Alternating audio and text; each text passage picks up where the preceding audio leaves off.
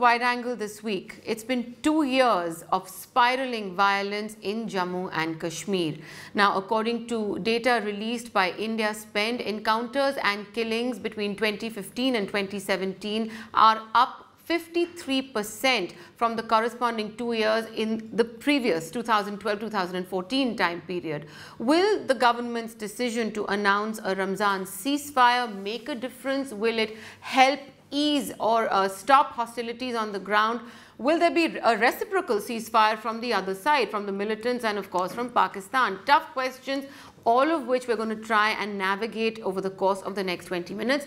Joining me on Wide Angle, we have with us General Syed Ata Hasnain, the former General Officer Commanding of the 15 Corps, who served in Kashmir and has observed the politics and the security realities of Kashmir at close quarters. Also with us is Sushant Sareen, a political analyst, a senior fellow at the Observer Research Foundation and a keen watcher of national security as well. General Hasnain, I want to start by asking you, we've seen a Ramzan ceasefire 18 years ago, I think it was, when Prime Minister Vajpayee announced it the first time, and there was a reciprocity, there was some cessation of hostilities. Do you think this one will work? Do you think the message will be received? Maya, firstly, it's a pleasure to be on your show. And secondly, I'm happy that this initiative has been taken. But at the same time, I must say that I'm not very hopeful. Having experienced the Ramzan so-called ceasefire, or what was then called actually the non-initiation of combat operations, or NICO as it was called, in the year 2000-2001, I can recall that it did create a bit of an impression in those days that yes, things could possibly work out. But within a few days, we had the Lashkar-e-Toiba launching one of its biggest attacks on the Srinagar airport, if you recall, in which a number of CRPF personnel were killed. And that sent the signal that this could just not really work. I thought that was a rather premature time. The strength of foreign terrorists was very high. Infiltration was still very much open. Our counter-infiltration grid was not very strong. So the numbers were still coming in, and the possibility of anything happening through a cessation of operations was unlikely. This time, the situation is different. The situation is different to the extent that the strength of foreign terrorists is much lower. And the problem is now anchored primarily on South Kashmir. The militancy is local. And the numbers are all being added on through local recruitment. The purpose behind this cessation of operations, to my mind, and why the decision has been taken by the government, is possibly that military domination has been achieved to a great extent through Operation All Out. 300 terrorists have been killed in approximately 18 months. Right. But at the same time, the recruitment level has been very high. And therefore, there was a necessity to commence an alternative narrative. The military narrative, having achieved its goals, could not carry on interminably. In the sense that for the number of terrorists you have killed, if the same number of terrorists have been created, your military strategy is not ultimately working out. Okay. So there was a need for something different. Whether this particular cessation of operations is that thing which is different is only something which time will tell. Right, okay. Well, let's just take that point a little further. Sushant, I know you've written a very strong piece saying that the ceasefire is fundamentally pointless. But taking off from what General Hasnain has said, military operations have shown results, or there's domination, as he said, but it's also left a really deep scar on civil society, on the public, on morale. It's rendered the state government over there almost sort of incapable of taking on the center and projecting what they should see as sort of the realities of Kashmiri citizens on the ground. The ceasefire really, and announced right before Ramzan began, is really for the people, not necessarily the militants who are fighting, but for the people to be able to spend the next month in some sort of peace. Yeah, but Maya, frankly, I think the question really doesn't make sense. And I'll tell you why. Number one, your question seems to come from a point of view that the violence in the valley is the handiwork of the security forces, which is not true. The security forces were responding to a situation which has been created by militants. Right. Now, for the government in Jammu and Kashmir to say that, look, we are helpless, what can we do? I want to know where is the political capital that they have brought to bear in trying to reach out to the people in Jammu and Kashmir. You know, their political failures are now trying to be put on the heads of the security forces. And if you look at the absolutely scandalous kind of rationale which has been given by the Home Ministry, that, you know, which seems to suggest that the violence is the handiwork of the security forces. If the security forces were to cease operations in the valley tomorrow, everything would be hunky-dory and peace and quiet would reign in Jammu and Kashmir. That is not going to happen.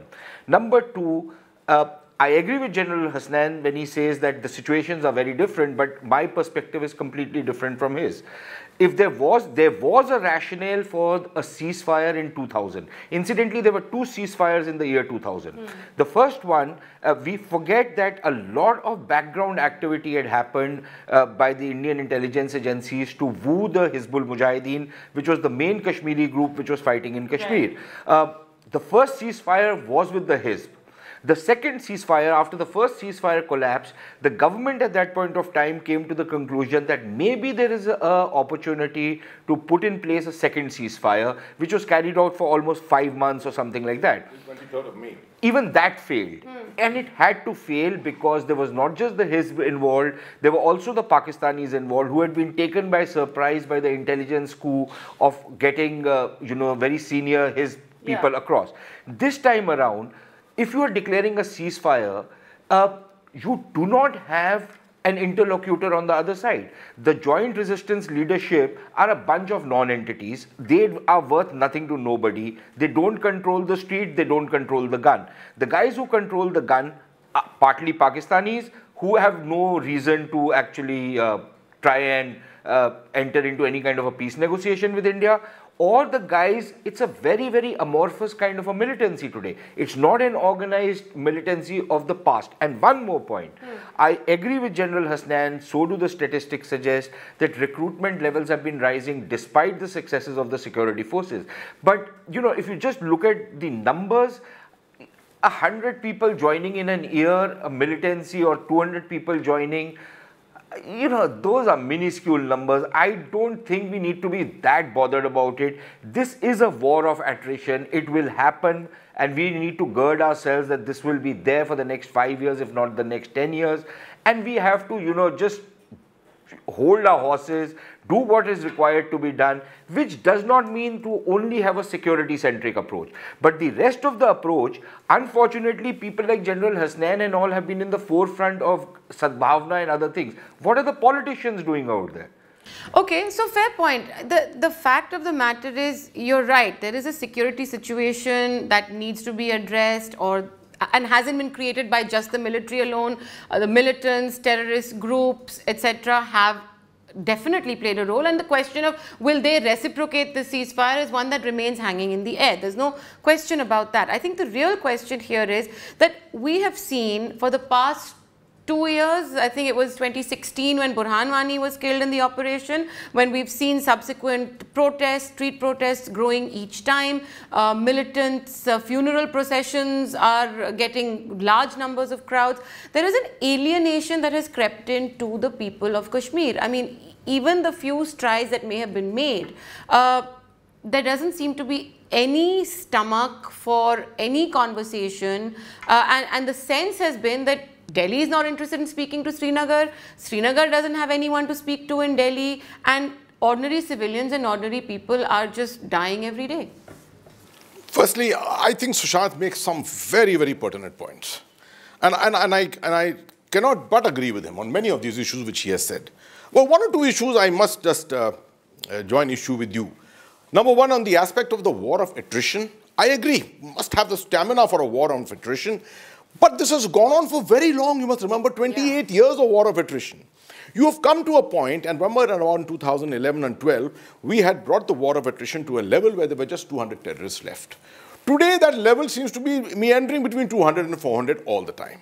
And when you make this particular issue that entry of 100 to 200 terrorists into the fold every year doesn't really make a difference, I think I don't agree with you. This 400 is going to continue.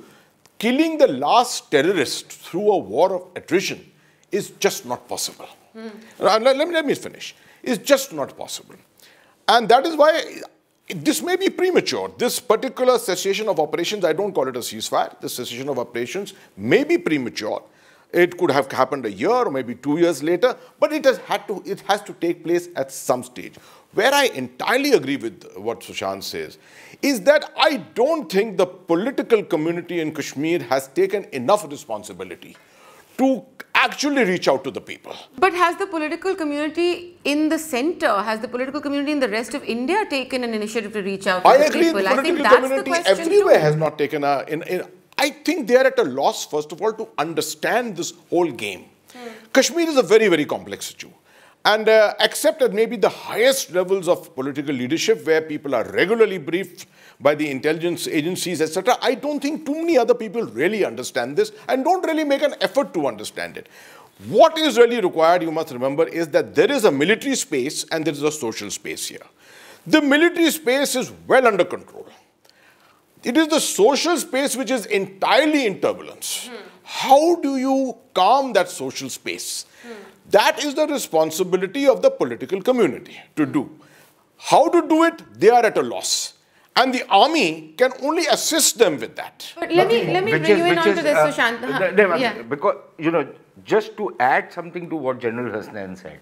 See, I agree with him that, you know, there is this war of attrition, and the security forces and the Jammu and Kashmir police together had brought the situation to a point when you, sir, talk about 200 odd people left, you know, terrorists left. That was the time when the political players should have actually played their role. But what did they do? They are so interested in making their money. And I don't say this lightly as a man on the street, but it is a scandal the way the lack... No, once again, I think it's very important to understand this. The political community, number one is the BJP. You know, unlike the Kashmiri parties, which are past masters at running with the hare and hunting with the hound because they know what they want, the BJP is in Jammu and Kashmir is a classic case of running with the hare, hunting with the hound, and losing its way somewhere in between. They don't know what they want. The other parties have been doing that game. You have ministers in the government who are part of the ecosystem which promotes militancy, who are part of people who are supposedly or allegedly involved in things like money laundering and terror finance. You have police officers who are involved in stuff like that, some of the more notorious ones. Now, until and unless you're going to start addressing this ecosystem and have the political will to take these people to task, how can any system improve? So you will ask the army and the police forces to cease operations right now. They will then be on the defensive. But they will be sitting down. I think, Sushant, the question is, you're talking about the political parties in Kashmir and the political will in Kashmir. The coalition of the PDP and the BJP has had several critiques and criticisms of it. So let's not go down that road. We know what they are. The fact is that it's taken the center this much time to recognize that there is a need for some sort of cessation of hostilities, because for the last 1.5 years at least, concerned citizens groups have been going. They've been talking about, yes, you have the militants on one side and the security forces on one side, but as in every conflict, what happens to the people in between? Is the ceasefire not targeted towards them? That's one. And the second is the sense from Delhi, certainly over the last couple of years, is that, you know, let's not worry about resolving the conflict. Let's just contain or manage this conflict either within geographical boundaries or in an ideological way if it can be contained. But, you know, it should not go beyond this. And as long as it doesn't go beyond this, it's okay. But that also clearly hasn't worked. That's why there is, I mean, the Prime Minister is going to be in Srinagar. I'm sure he's going to take credit for this ceasefire. He's going to go there and say that the government has recognized the concerns of the Kashmiri people. The question is, why has it taken 2 years to recognize this? That you have to ask them. But to my mind, the ceasefire is a classic example of the end of imagination. When you run out of any option, you come up with something like the ceasefire. For example, the last ceasefire in May 2001, when it was finally called off, they had run out of ideas.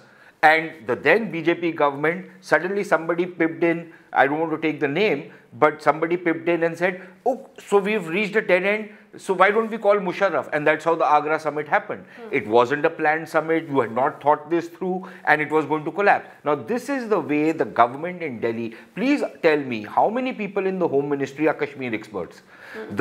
All these so-called security czars roaming around in the Home Ministry, how many of them are actually Kashmir experts? How many know the difference between South Kashmir and North Kashmir?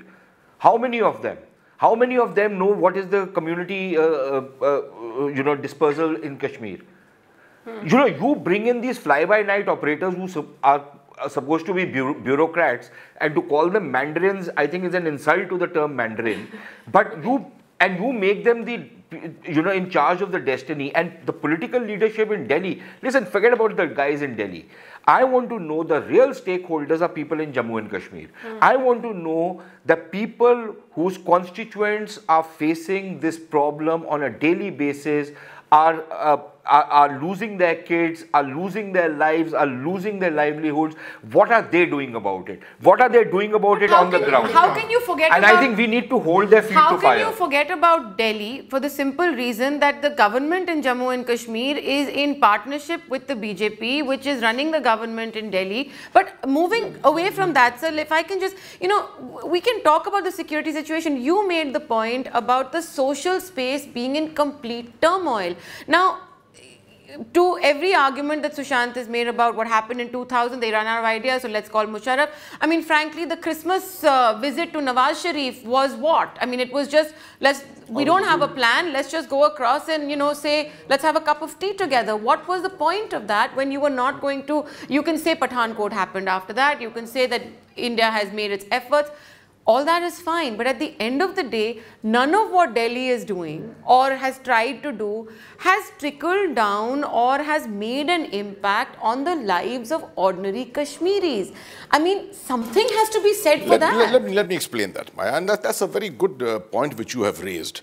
Let me start by saying, if you heard Mehbooba Mufti on one of the channels when she spoke the other day on one of the first interactions about the cessation of operation, she said, one step at a time. When someone questioned her about Pakistan and its role, she said, well, I don't want to talk about it, one step at a time. I take a cue from that particular strategy.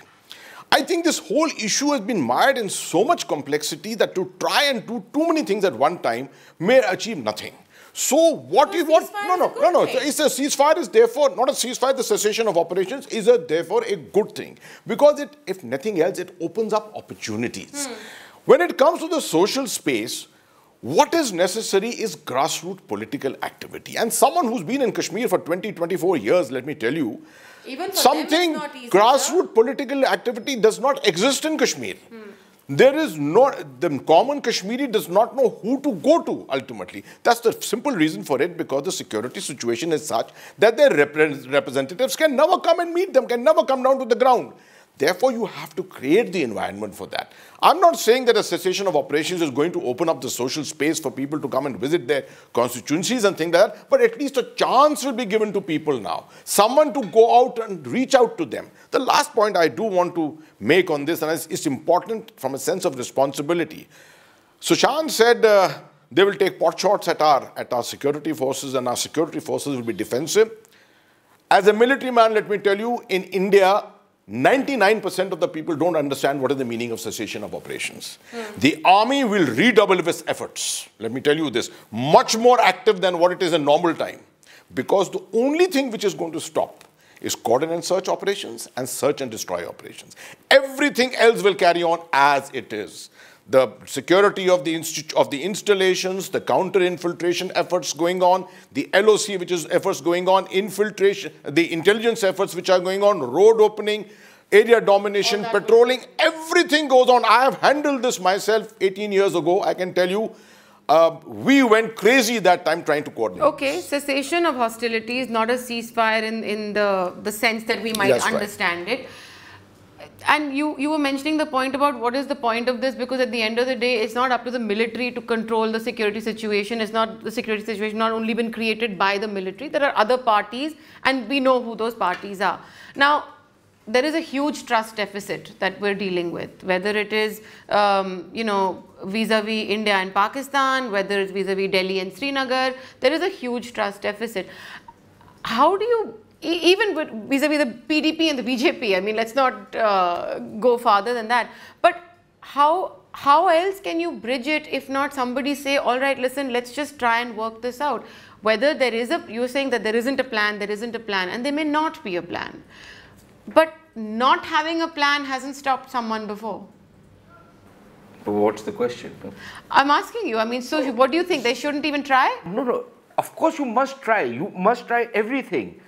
So in principle, I have nothing against the ceasefire. My skepticism against the ceasefire is that, number one, there is nobody you are going to be able to talk to.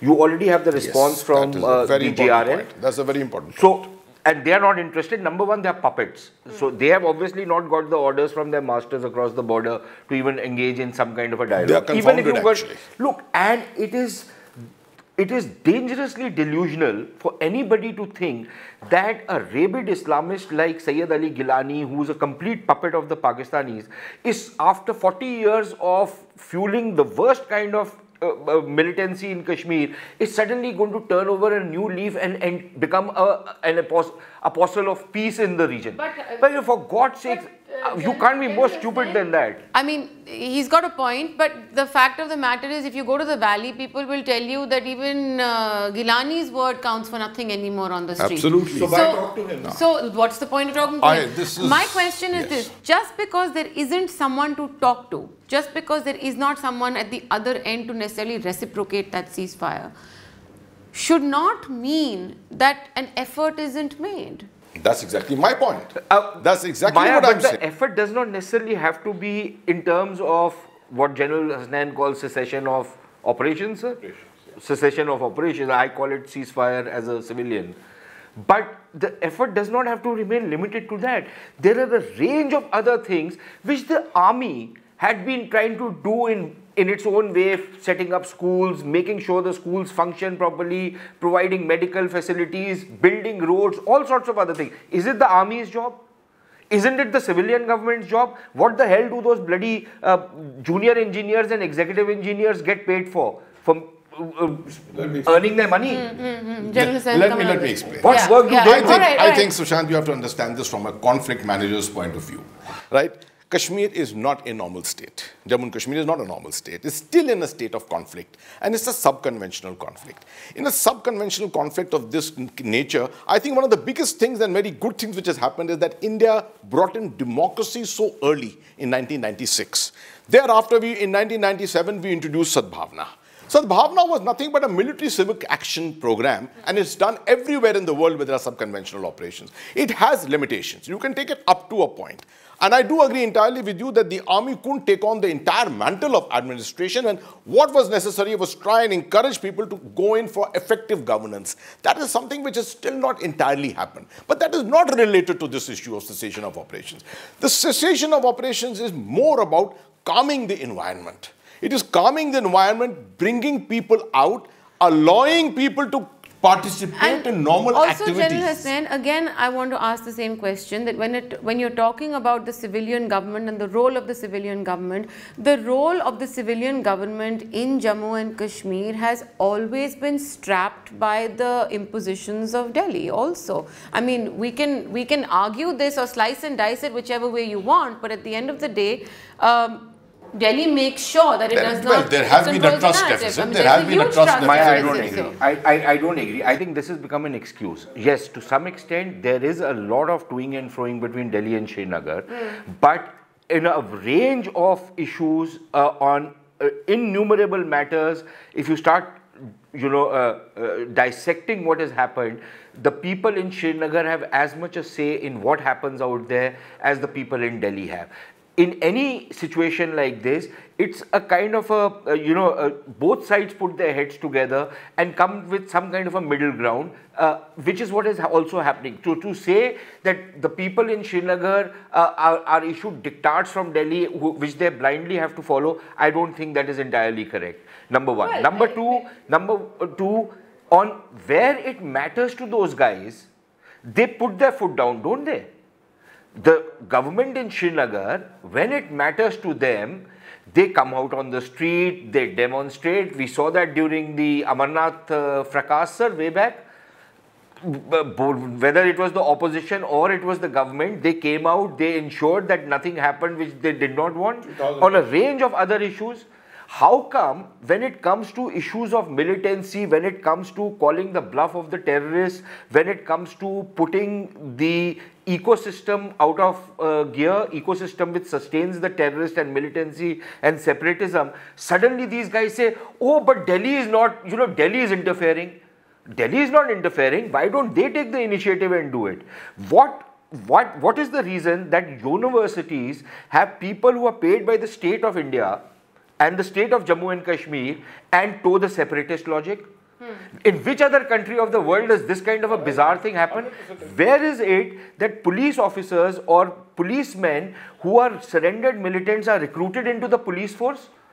And who then work as mukhbirs of the separatists? No, these are issues which are bizarre the way they are running the damn state. Yeah, but I think, Sushant, we're getting away from the ambit of the conversation. No, we are not. That is the real problem. No, I think it is for the simple reason that we're looking at a situation where the spiraling of violence, the gaps in the trust deficit have expanded so much in the last 2 years that, we're actually in danger of saying that we may as well just not even try to resolve this problem because there is no resolution in sight.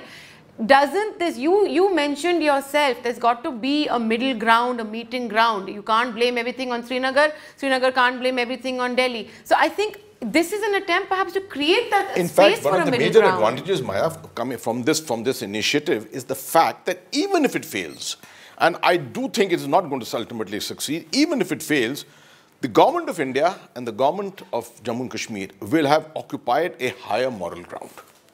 The fact will remain that they took the initiative is it and too it was little, too not. late? The question is it too little, too late? Oh, well, we got something on the plate. Let's make use of that much. So I won't call it a little too late or far too little. I would say you've got something with you. Let's make the best use of this. Even if it fails, I think ultimately you have achieved something out of that failure. All right, I think we're going to have to end Can it I just say one more? On the...